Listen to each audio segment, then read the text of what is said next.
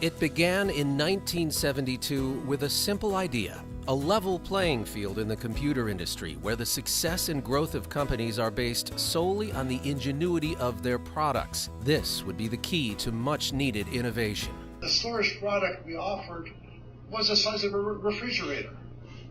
That's how you stored tape, reels of tape, and you managed the data. Disk drives were like a washing machine, also big devices. Today, you take a look and see, what you see is very small, little devices you can hold in your hand, hold many, many more times the capacity of what we had at that time. But you got to keep in mind that was 40 years ago. That was the beginning of the computer industry. Since its founding 4 decades ago by the CEOs of 7 small to mid-sized tech companies, CCIA's strength has been our members and their commitment to put aside their own rivalries and collectively advocate for government policies that promote real competition. These policies have helped revolutionize the tech industry landscape and the products we use today.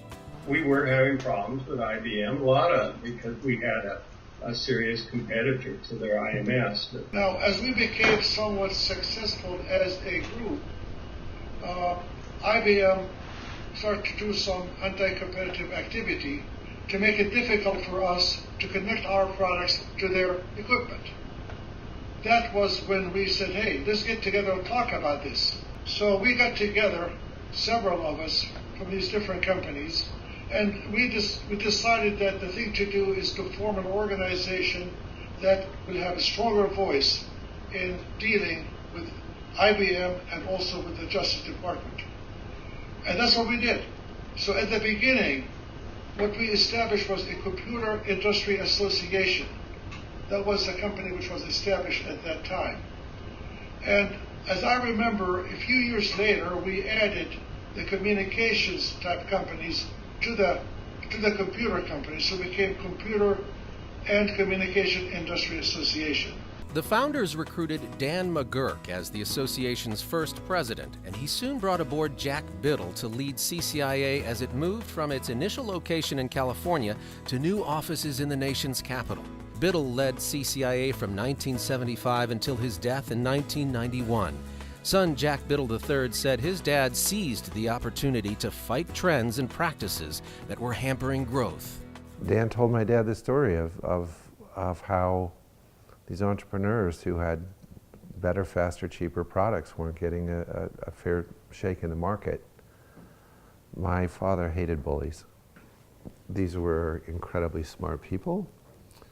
They had a common mission. They competed against each other, but they were trying to change the world, and they realized they needed each other's help.